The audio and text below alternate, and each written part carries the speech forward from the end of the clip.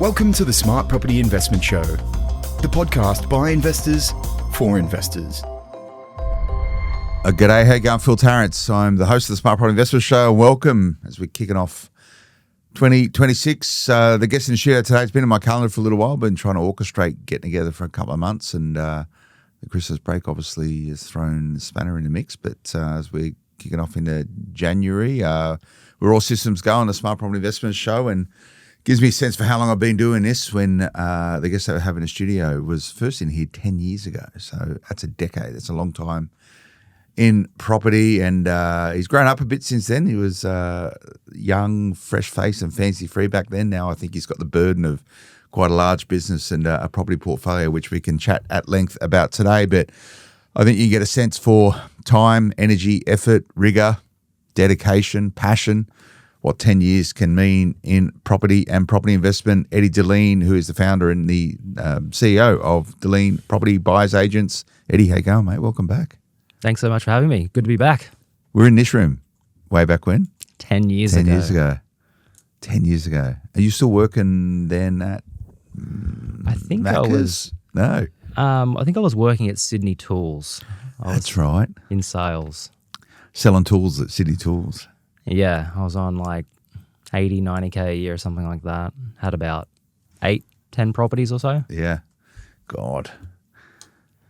10 years. You can achieve a lot. People always underestimate what you can, they overestimate what you can achieve in a year, and they underestimate what you can actually achieve in 10 years. You happy 10 years on, mate? Yeah, definitely. Yeah. Like 10 years, a lot more properties, a lot more adventures, a lot more stress too. Yeah. Stress good? No. Yeah, no stress, no success. Is that what you reckon? That's what I say. How do you go with sort of stress? How do you sort of, you can have different attitudes or appetites to stress. If it's just normalized, it just becomes, that's the way it is. You get peaks and troughs of intensity, but you just run at a particular tempo now, I imagine. Yeah, like I think I'm more in a mindset of just fixing problems. Like if a problem comes up, how do I fix it? How do I move forward? How do I just get over it and move on? Yeah.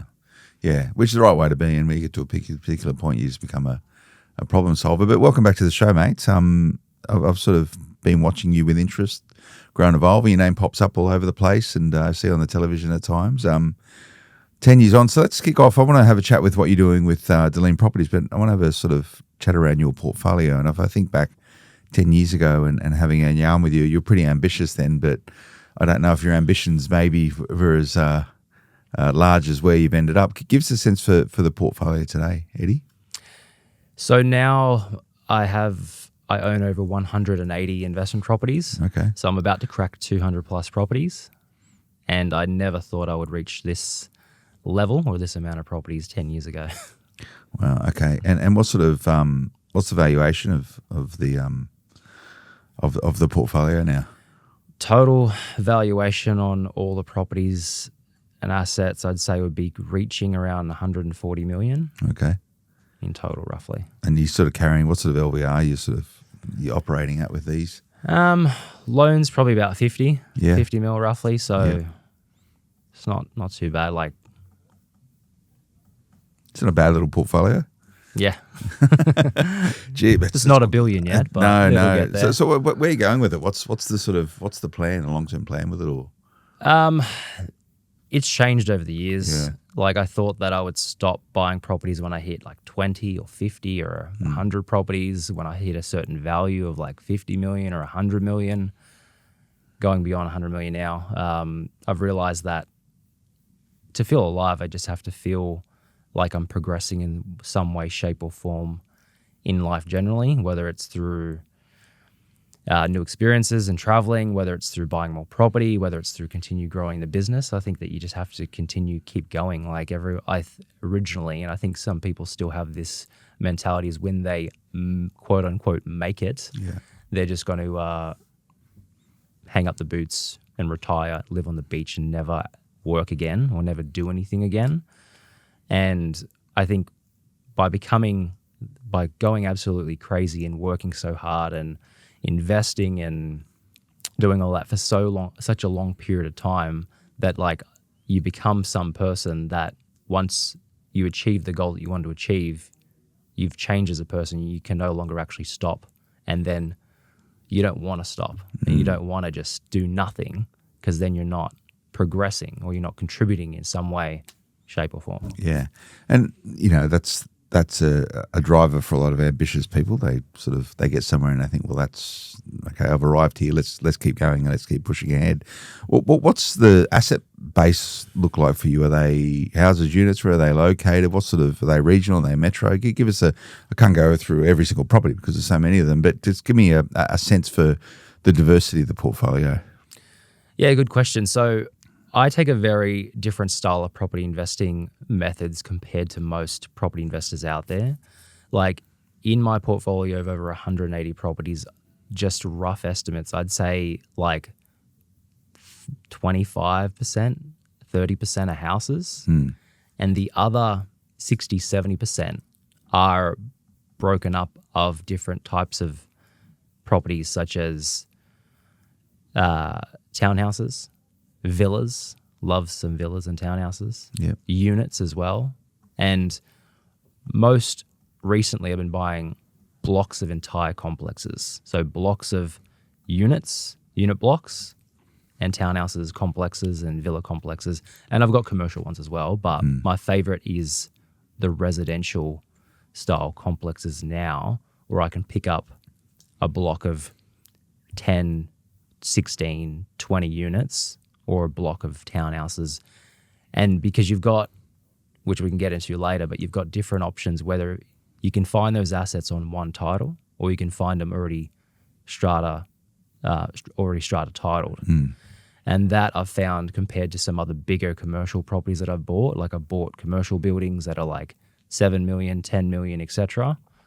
But I've found the secret sauce is that when you can still leverage the residential style of valuation methods compared to commercial. So I've been able to buy those types of assets, buy them well, and then get them valued higher, extract the equity really quickly, and then just keep, recycling equity, buying one, buying it under what it's worth, taking the equity out, buying another one, and just literally keep going. And I felt that's part of the many strategies that's worked really well for me. Yeah, and people get to a particular point in their career when they start going their investing sort of journey, where they start buying that way because it's mechanically effective, it's time effective, it's also a really good way to deploy your capital. Most of the borrowing that you're doing with large unit block complexes would be considered commercial lending anyway, right? Like, what sort of rates you're borrowing at, what sort of LVRs you're buying at when you're buying sort of big blocks like that to get sort of into the weeds? Yeah, so it's interesting when with certain lenders, as an example, like different, like if it's on a unit block and let's say there's 10 different units, sometimes when you acquire the block, like what I've found is it depends on how the deal is structured. If that particular deal is on one contract of sale, as an example, and I've buying 10 units that are all strated or townhouses or whatever, and it's on one contract of sale at the time of purchase, then usually the banks are requiring 30% deposit and above. So some of the banks have gone with it, like your third tiers, like Latrobe and all that. Like Latrobe's pretty big, as we know, with those style of commercial assets. But what I've found is that when it comes time to refinance, as an example, like when I've went to take the equity out within 2, 3, 6 months, because they're already strata title, which is the ones that I love, and this has given away some big tips there, that I'm able to sometimes take some, like half of those properties to one lender and half of them to another lender. And because they're not all on one contract, it's not being at the time of sale, then I can take it up to either 80%. So I can then have a commercial asset that might be worth 10 or 15 million, as an example, where normally you'd only be able to go up to like 70%.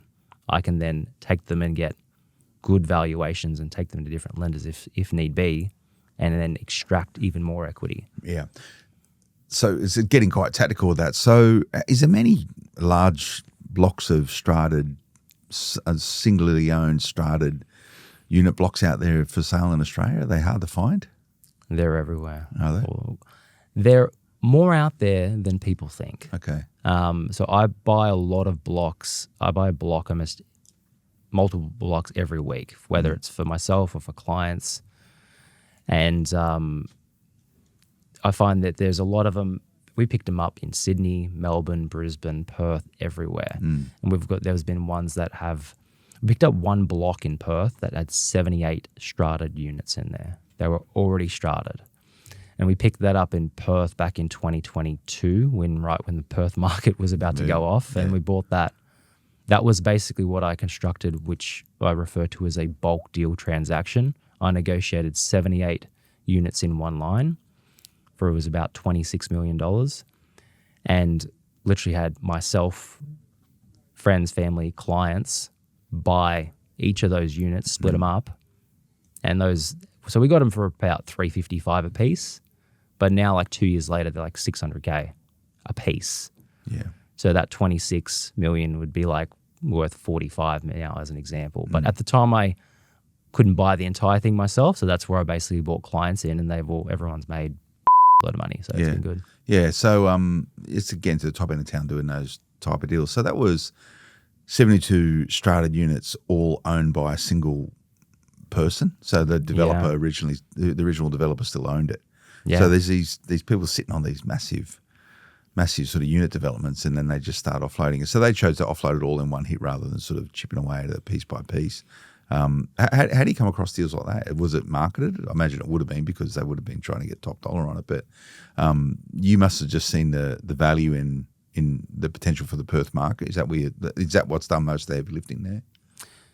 Yeah, like I find them everywhere. Sometimes they're online, sometimes, and over the years as I bought lots of them, then I've obviously bought with different agents, and then agents call me up and say, hey, I've just listed another one. I've got another person that's selling a block.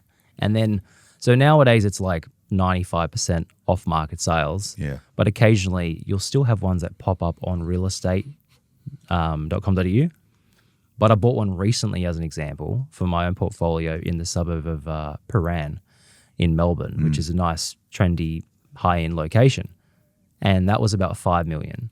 Already strated 12 units. Now they put that on commercial, but not on realestate.com.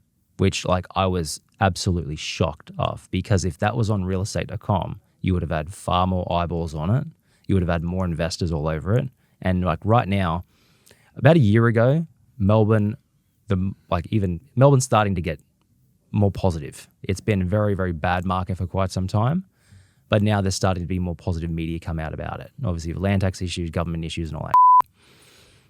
But like, people are starting to buy more big blocks, like big assets like that in Melbourne. And like the fact that they didn't put it on realestate.com.au, like it's a poor job in the agent, maybe, but who knows? So how do you see value in, and it's a good theme, how do you see value in unit blocks? So you said you look to acquire them well and then get an uplift of them. Where and how do you get a quick uplift on unit block purchases? One thing I do is, as an example, like this other block that I bought in Brunswick in Melbourne recently, 5.5 million. It was about 15 units. I look, if they're individually strated, I look at what are they selling for individually first. So I do like the old CMA, comparable market analysis, for each individual unit, because they call it, a in one line transaction when they're selling them all together. And even from a valuation perspective, when valuers, as an example, value those blocks, like when they value them all together, they usually put a discount of like 5 to 10% when they're valuing it if you're selling it. And they do that because if you sell it, a unit block, in one line altogether, usually it's at a discounted price because an investor's buying it. Not all the time, but it's just funny. It's like, it goes to show that even if from a valuation perspective, if they're putting a 5 to 10% discount on a block of units, well, even then the metrics that they use go to show that you get discount when you buy in bulk, like buying at Costco. You can still pay overs. Like if a rookie tries to get in this realm and tries to buy property, like they can make mistakes, of course. It's not for the faint-hearted or people that don't know what they're doing. But the first thing I would look at the individual, like what would these sell for individually? And if I can see that I'm buying a property for, let's say, a unit block where, let's say, there's townhouses or villas. I love townhouses and villas as well, so not just unit blocks. But if I say that each particular property I'm picking up for like 500,000, and if it was on the market individually, I can see comparable sales for like 600, 650. Well, then I'm getting, let's say, 100 to 150K per unit on the way in. Times that by 10, you might be making 1 to 1.5 million just on the way in. Yeah. Which, like, to me, if I can make 1.5 million by signing a contract, then that's like not waiting and hoping and praying for growth, which is what most people do, or buying a normal commercial asset and then trying to rejig the lease or anything like that, which is multiple complications. But I can just buy a property that's 1.5 mil under what it's worth and then work on getting the equity out and taking it out. And the equity getting out is either refinancing it pretty quickly after purchase in individual lots rather than one large transactions. So segmenting it out and drawing out the equity, then you can redeploy it somewhere else, or you've got the opportunities to sell, I guess, if you really need to. But then you've got to run a different sort of strated regime under it, which would need to be a lot more sort of robust, right? If you're a whole sole property of a collection of stuff, which I've got block stuff, and you just go, you own a lot, it doesn't really matter too much. But if you start sort of piecing it up, then it gets a lot more expensive to manage and maintain. In terms of looking at sort of bulk purchases, villas, townhouses, or units, where which all have their pros and cons, where do you see the differences between them, and why would you like sort of villa complexes, for example, over maybe over sort of unit blocks? I really like townhouses and villa complexes because, like, I feel from a position of where affordability comes in. Let's say let's talk about the Brisbane market as an example, because I've bought about 2 years ago, I bought a large townhouse complex of like six townhouses. They're big, large, modern townhouses, but they're all in one title. And Brisbane's gone crazy, right? Like nowadays, like houses even in Logan are almost pushing $1 million each, which they were like 300K before. So I think from affordability perspective, like people being priced out of houses, they're either, I'm going to go to a villa, townhouse, or a unit. And villas and townhouses usually have a little bit of a backyard, courtyard, and all that kind of stuff. So you still have that family kind of, feel there.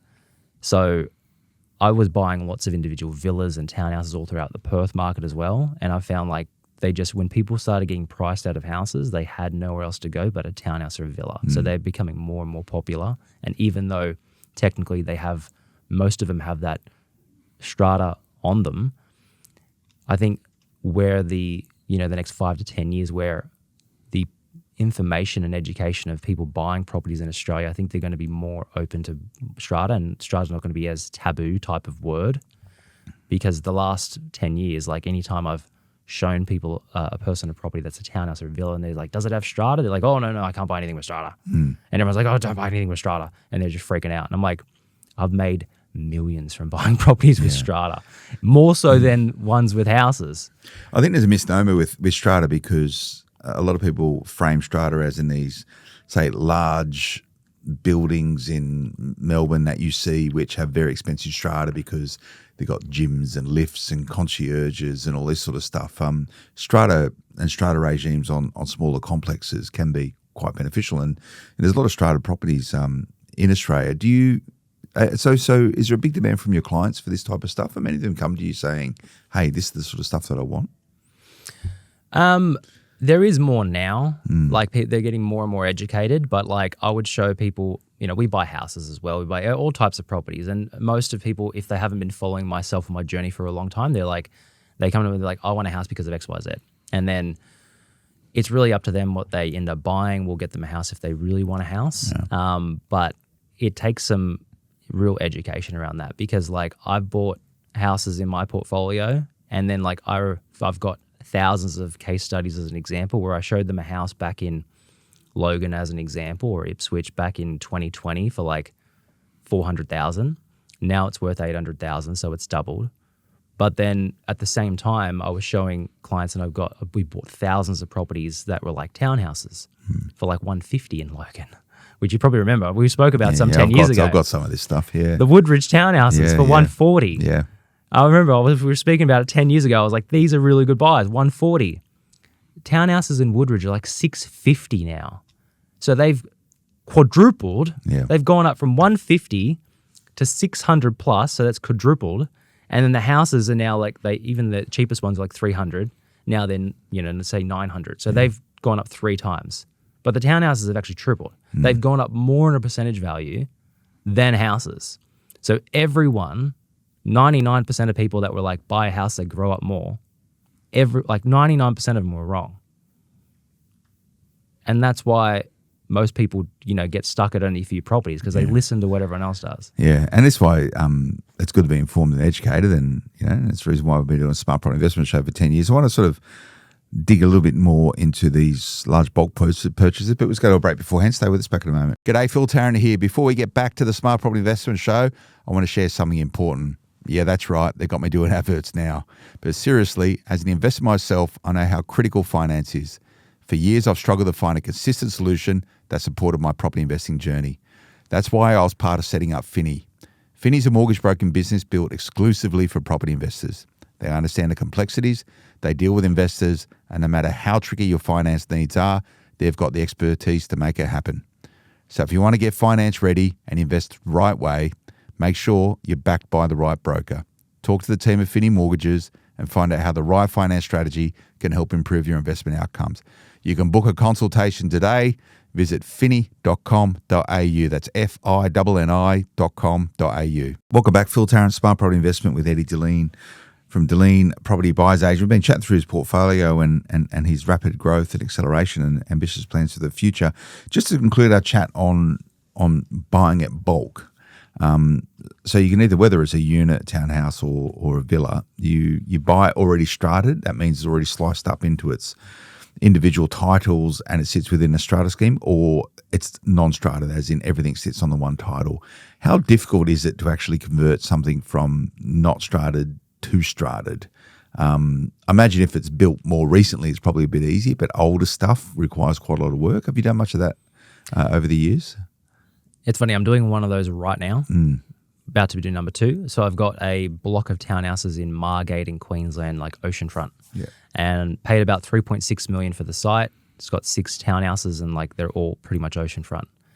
On one title, the original owner couldn't be bothered to do the strata titling. They owned it for 40 years already. I'm in the process, they've got to basically, it's the fire rating. A lot of the fire rating stuff, they've got to fix up, they've got to take different parts off and then spray it and then all that kind of thing. So that should be done. It's took about 6 to 8 months. It is a pain in the ass, but you can make money out of it. But I'm only doing that now because I've got the portfolio that, I wouldn't do it if I only had 2-3 properties. Yeah. I'm doing those for plays where I can buy something for 3.6 and then, sell it for 6 million as an example, and then just pay 25% capital gains or whatever after the 50% discount and so on. So it's difficult. It's difficult. So, and fire rating being, sometimes you've got to put different things on the walls and you've got to put things in the ceilings and et cetera, et cetera. How much is that costing you sort of per unit, just as a sort of rough example? Not as much as you think. At the moment, I think I probably spend about 40,000 or something like that. Okay. Not to mention obviously the time, energy, and effort to do it is more than anything. So invoices might be 40,000. My time probably a lot more. And already they were separately metered with gas and electricity, and sometimes you have to do that if it's not done that way. But there's companies that specialize in this sort of stuff as well, right? That can help you out moving this on. So you always would there be a premium on a block that is already strated versus something that isn't strated? To me personally, there is. Yeah. But I don't think even, not many people in Australia even focus on strata blocks. Well, not right now. Maybe after this video, there'll probably be more people looking at it. Yeah. They're he's... A lot of people listening to this show say, but again, you need a certain amount of capital, right, in order to invest in this. And, your lending might be a little bit more constrained. You might need higher LVRs and stuff like that, or lower LVRs and stuff like that. So it's not in the realm of everyone. However, you get to a point where, doing single purchases via aggregated purchases, like I'd rather do one purchase of 15 townhouses than 15 single purchases with 15 different, it gets a bit sort of tiresome and cumbersome and the funding around it. I'd hate to think how complicated your financing is these days for new loans. How do you keep that sort of condensed and connected? You're having to put together information on every property you have for a potential lender. That just gets a bit untenable, and no doubt you don't have to do that anymore. Yeah, look, it's very difficult. Yeah. But I guess, the further you want to get, you more just you have to go through the stress that comes along with it. Totally agree about buying in bulk. That's obviously what I'm doing now, and getting to 180 properties plus I have is because that's if I buy a block of 15 units, that's 15 in one. Yeah. They're already individually strata titled or whatever it is. So yeah, as you said, it just makes sense to buy in bulk. But I would prefer that much over. I've got commercial properties as well. Yeah. And the valuations from the commercial properties, they're just they're the full vows. There's no desktop vows. There's no easy, quick getting your equity out. Whereas if someone's got, let's say, $2 million to spend, I'd rather buy a block of villas as an example, a block of townhouses or units or whatever, compared to one commercial property. Yeah. And again, having good level of diversification in your portfolio is great. And it gets to a point when you've got the size of the portfolio you have that you can be diversified. Do you still get excited about the deal? Does it still tick the boxes? Oh yeah, finding good property deals is my favorite passion. It excites me all the time. If I spot a deal as an example, or I'm negotiating a deal and I can see that there's significant margin in there, it's the best feeling. Yeah. So you don't get fatigued with it? You still get really excited about cracking those big deals. How do you know quickly if a deal is a good deal and it's worth your time, energy and effort? The simplest way for me for that, if I were to simplify all the different facets that I look at, would be the equity upon entry or the quote unquote instant equity. Whereas basically similar to doing what I mentioned before, the comparable market analysis, I'm looking at comparables based on the type of property, which ones have sold, also what ones are on the market at the moment, because the market might have changed trajectory and been growing really fast. So it's not necessarily the rental yield like it used to be. It's not necessarily, what the property looks like, if it's a house with a big block with subdivision and all that. It's about literally how much money am I going to make to me by buying it, and do I have the right, do I have the plan or do I already know that I can actually get the equity out? Yeah, so it's contingent equity. So you see the value in it. However, you've got to extract that somehow. Yeah, it's either through getting a valuation uplift, refinancing dollars, redeploying elsewhere, and or potential sale. You're a buy and hold type guy? Have you transacted much inside of your own personal portfolio? Have you sold many things over the years? Yeah, so I've probably sold about 15, maybe 20 properties. Say about 20 properties. I am a big fan of flipping properties in superannuation. Okay. So trading property inside a super. Yeah. Which I think is I haven't heard many people talk about that particular strategy over the years because in super obviously you can't take the equity and then recycle it, right? So when I started buying properties in super, I bought 1, 2, 3 as an example, and then the properties doubled. They went up in value. You bought a little townhouse, little in Logan for $150, and they went up to $400. And then I was like, wait a minute, why don't I just, if I leveraged it in super, got the growth, so I leveraged in, but then to actually realize the gain, you only pay, I think it's 10% capital, cheaper capital gains tax in super. Yeah. So if I sell them, then I'll deleverage, but I'm just doubling, I'm quadrupling the capital. So if I bought the first townhouse as an example, 150K, put down 20% deposit, 30K, sold it as an example for 400,000, 400 minus the loan of 120, I'm cashing out 250K as an example. So I'm turning 30K into 250K and I'm quadrupling, 5xing my capital. And then now I can go off and take the 250K that was originally 30 and then go off and buy 3 more. Yeah. So leveraging in super, then deleveraging once the properties have gone up a decent amount to where I'm quadrupling my capital, then deleveraging, getting the cash out, then re-leveraging again.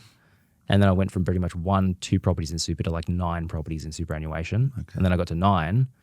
And then once they all pretty much went up, I just sold. I've got about 1 left in super now. I sold 8 of them and then cashed out like almost 2 million in super. Yeah, okay.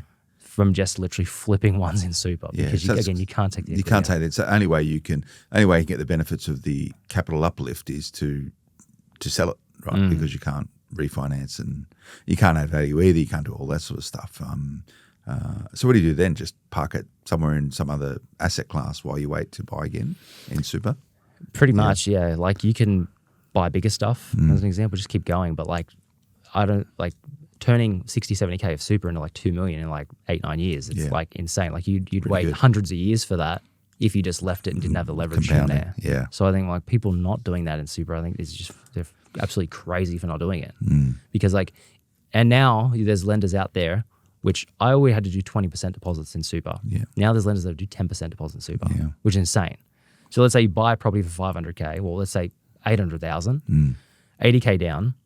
If you can buy a property where you can see there's comparable sales that are already selling 10% above, then you're basically doubling your capital just by buying it. Yeah. Not to mention if it moves by 20%, then you're tripling your capital by that. Like it's very exciting. Like it's insane. I don't know why people don't do it more. Yeah, it's sort of a bit taboo, isn't it? Super. People think, that you've got to put it in there and let your investment stew over 30 or 40 years, and then you hit retirement age, and then you can extract it. Like, if you want to get tactical inside of super, it can be a very powerful vehicle. And it seems to be working really closely for you. How do you find the time to work on your own portfolio when you've got a full-time job to look after that's probably absorbing most of your time? How do you balance it?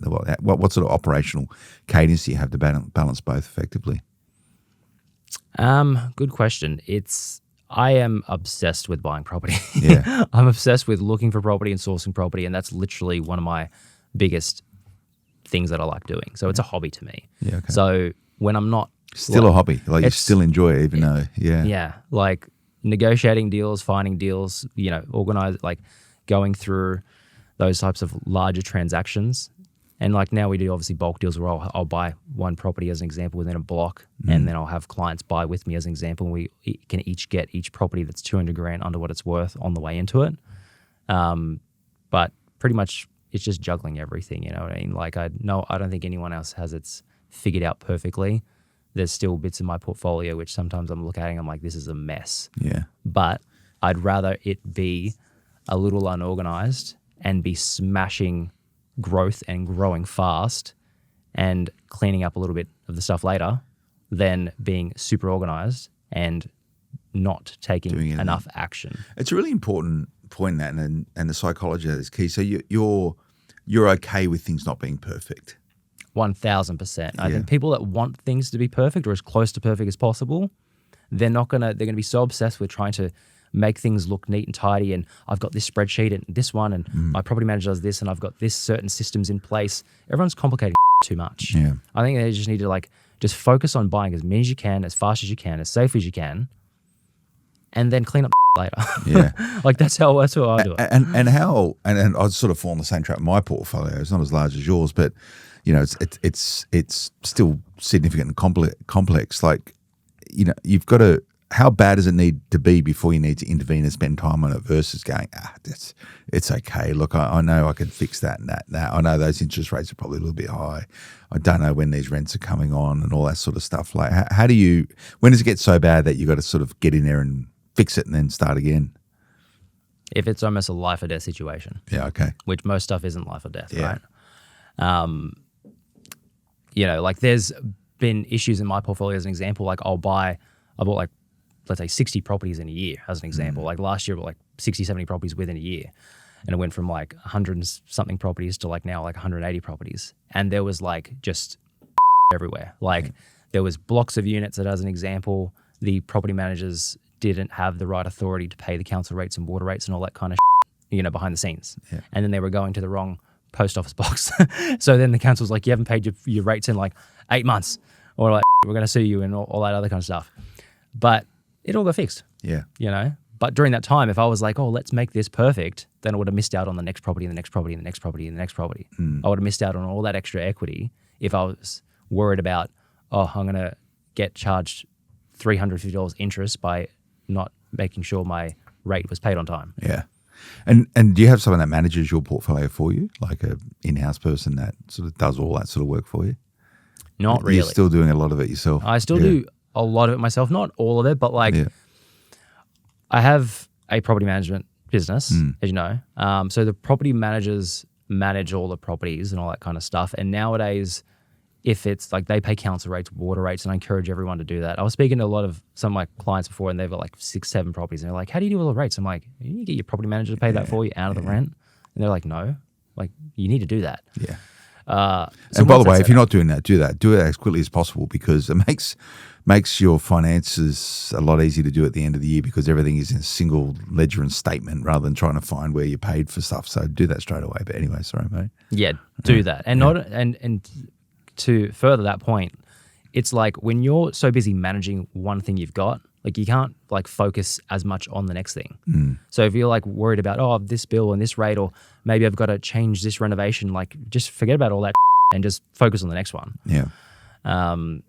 So that's literally what's worked for me. But property managers manage the portfolio and I give them basically a budget. If I say if it's under X amount, like if it's under $800 as an example, or $1,000 or $500, get it fixed. Don't bother me. Yeah. In a nice way. Like I trust you guys. You guys just sort it out, and you hope and pray they're going to do the right thing. Yeah. Until it gets but most problems are fixable if you let your administration go. Well, how do you know when's the next time to buy? Like what for you are signals?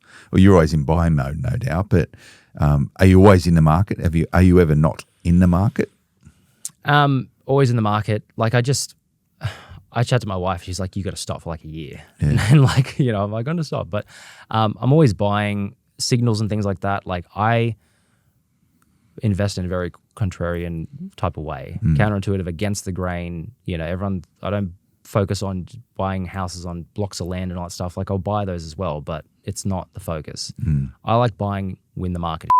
Yeah. And when we were talking about Queensland back then, the market was for a while. Yeah. Melbourne, the last 5, 6, 7 years, the market was and now I'm buying there heavily. Adelaide, when I was buying all the little Elizabeth houses and all that stuff in Salisbury, and everyone's like, why the are you buying there in Elizabeth, like the semi-detached houses for like 110K. Now they're like 600,000, but that was a time to buy. So like I like buying when the market is bad. And when people come to me and talk to me like, oh, Brisbane's gone up a lot, we should invest there. I'm like, it's gone up a lot, but it's already gone up a lot. Like I'd rather, yes, there will be more growth in the future, but I don't expect it to quadruple in the next 4 years again after it's just done that. Like highly unlikely. Well, I'm going to ask you about bad markets, but let's go to another break. Stay with us. Back in a moment. Welcome back, Phil Tarrant, Smart Property Investment, chatting with Eddie Dilleen. Now, counter-cyclical investing, so investing where people aren't investing maybe before market cycles start. Are there any bad markets in Australia that are investable at the moment? Where is good? What constitutes good value in this current market if you're using that as a particular strategy? Sorry, what's a good market at the moment? Or what's a bad market that you should be investing in? They shouldn't be investing. That you should. So to your point, right. Sorry. Yeah, sorry. Where are those bad markets now that you should be investing for rapid upside? This would be very controversial. Right now, I am buying a lot of affordable units in Melbourne, which everyone says Melbourne has a massive oversupply of units and properties, right? And it has for a while. And look, back 10 years ago, I wouldn't usually give away my secret source tips and all that. Nowadays, I've realized I don't care anymore because 99% of people ain't going to listen to me anyway. I could say all go about the buy, execution, right? Yeah, I could say go buy in this property right now, and 99% of people wouldn't even do it, even if I told them to. Yeah. So I see the market, like while every single property person out there, 99% of them is saying, don't buy in Melbourne, don't buy units in Melbourne, there's an oversupply. And while there has been an oversupply, from my personal experience and what I believe, like there's not an oversupply forever. in all these different things. There used to be an oversupply of units and villas and townhouses and all that in Brisbane, right? Like 10 years ago, people got smashed. They bought them off the plan. They were there was high vacancy rates and all that stuff, and they were like oversupply. And now, to me, like if you look at those same properties, they've doubled in value within a very short period of time. Like if so facto, there was not an oversupply forever. Yeah.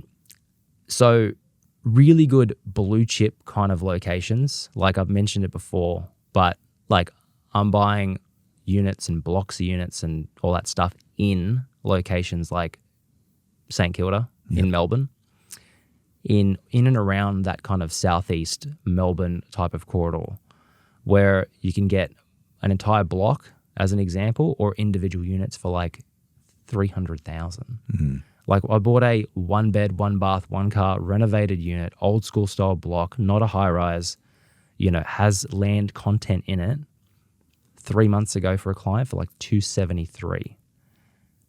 And like that's insanely cheap. Yeah. When you consider, if you Google it, people say, Google says that what is the equivalent of Bondi in Melbourne comes up as around that St Kilda region. Yeah. If you had to pick one. Not saying it's exactly the same, but when you look at that type of asset there for like 273, which is entry level, compared to what that would be in Bondi, which would be 1.5, you look in the same affluent type of location, income's not that much higher in terms of a general thing, and you're buying in a bad market, which is a good thing for me. Yeah.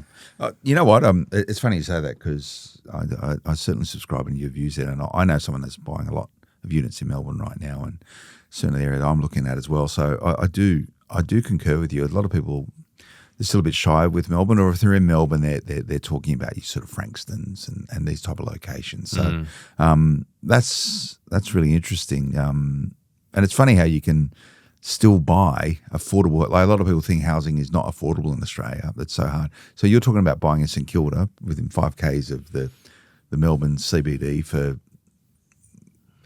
anyone with a job largely could afford that property. Yeah. And that's where it's like, if you're complaining you can't afford it, like you're full of because like 5% deposit on 273, 15 grand. Yeah. And like you're in. You just have, no patience for people that say they can't afford to get in the property market. Yeah. So tell us about Dilleen Property. How long has that been going now?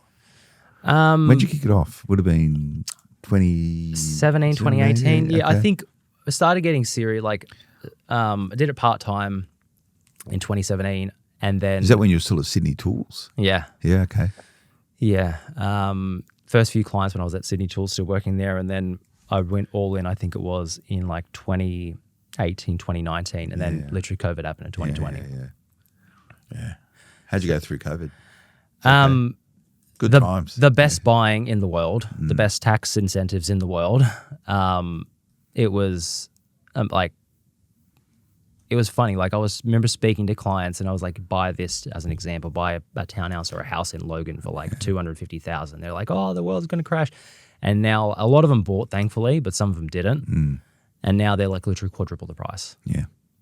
So a lot of people made a lot of money and a lot of people missed out on a lot of opportunity, which is sorry for them. Yeah. And tell us about the team. How big's the cohort? Are they buyers agents and acquisition people, and give us a sense for how things are running? Yeah, so we're growing really good. We've got just bought a big massive corporate headquarters in Strathfield, forever kind of office. We've got about between 60 to 70 team members in total. Yep. That includes buyers agents and property managers, and we have the property management side of the business where we manage we're just about to crack 2,000 managements. Wow, that's good. Yeah, so it's growing. And it's all centralised there, or have you got sort of satellite offices where you got clusters of a lot of property management, I would imagine? Yeah, we have our main office is in Sydney, but we have offices in Brisbane, in Perth, and in Melbourne. Okay. Yeah. And they're just classic property managers. They manage on behalf of investors and other investors. Correct. How hard is it to switch managements? Like, it's doing having your property manager being really property investment orientated can be really beneficial. So, a lot of people think, oh, I've had the same manager for so many years. Is it that tough to switch if people are considering switching to you? What's the name of your property management business, by the way? It's called Dilleen Realty. Okay, Dilleen Realty. Is it hard to switch if you're currently with someone else and you want to move your management to someone else?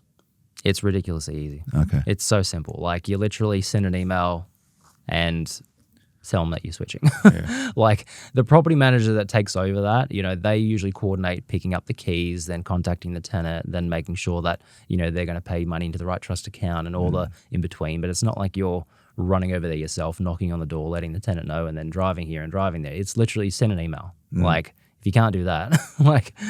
Yeah. How do you know if your current property manager is no good? Like, what's some sort of signals that you go, oh, maybe I've outgrown them or they're not really delivering me value anymore? I think if they're not on top of like the rents, like I bought properties, obviously thousands of properties for myself and for clients, and like 99% of the time the property is under rented. Like, we'll buy a property, we'll look at obviously from a valuation perspective, but then, all right, what are other properties on the market for rent right now? And they might be renting for like $800 a week. And then you negotiate the property is renting for like $580 a week.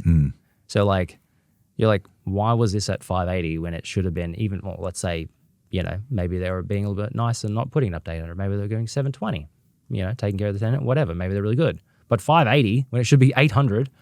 It's a big disconnect. Yeah. Yeah. Like, I've got properties that I own where they're, under rented, and I know they could get more, but, they've got good tenants in there and blah, blah, blah, and all that stuff. I haven't jacked it up to the max. But like, when you're 25, 30% under rented, well, I think, fuck, you need to put... You've got to do something about that. Yeah, like, you can't... You're not running a charity. No, it's good. Well, Eddie, mate, it's good. 10 years on. Let's not leave it so long. Yeah, for sure. Next time, let's get you back in regularly. You can see I was interrogating you on the unit block side of things. There's something that particularly interests me. It's where I'm doing a lot of stuff. So any chance I get to speak to someone that's doing a lot of it, it really helps sort of evolve my thinking around it. And you've been very open and transparent in some of those tools and tactics to buy that sort of stuff, amongst other things. But mate, it's really good to see. It's good to hear things are going so well. You can stop. You don't need hundreds and hundreds of properties, but I don't think that's got to stop you, mate. You keep going, keep at it. What's the long term vision? I'll finish with this chat. Like, is it to create this huge portfolio that is a generational asset that, you look 3-4 generations down the line, that'll be sliced up in different hands of different grandchildren? Is that the view or the vision? I'd like to crack the total value of $1 billion. Okay. In terms of property owned and assets, etc.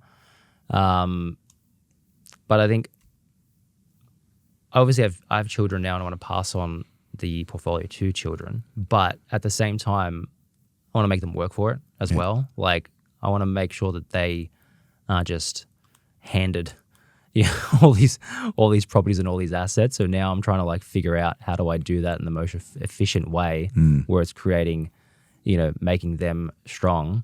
So whether it's like giving them almost impossible tasks, like you have to buy your own 5 properties, otherwise you're not getting nothing, or you have to make X amount of wealth, otherwise you're not getting.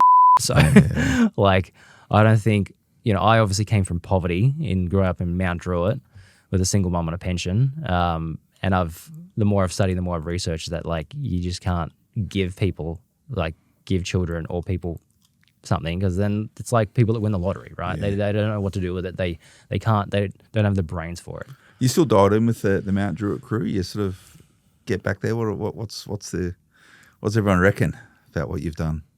Yeah, like I think most of them are all supportive, and I still catch up with a lot of mates, and I've got a lot of mates that thankfully clients, hopefully. Yeah, that are clients that have bought properties. Like I've got them properties in Queensland for like $200,000, and now they're like, oh, Eddie, I just sold that for like $850, and now I've got like $600K in the bank cash, and I'm like, I only put like $40,000 in to buy the property, and I was like, yeah, you turned $40K into $600,000 cash. But that's just one. You bought like 7 of them. So happy days. Yeah. Yeah, they're happy. Yeah, that's good. Good to hear. Is it good buying in Mount Druitt at the moment? Would you be buying unit blocks in Mount Druitt? I don't know. No. I don't know. Like value's not there, do you think? Yeah, like individual units I saw value at probably about 18 months ago, and I did a couple of videos like these are cheap. They've gone up now with obviously I think it's contributing to the first home buyers and all that other. But the houses out there are like just the land value is just insane. It's insane, isn't it? So there's lots of $1 million houses in Mount Druitt now, you know. Yeah.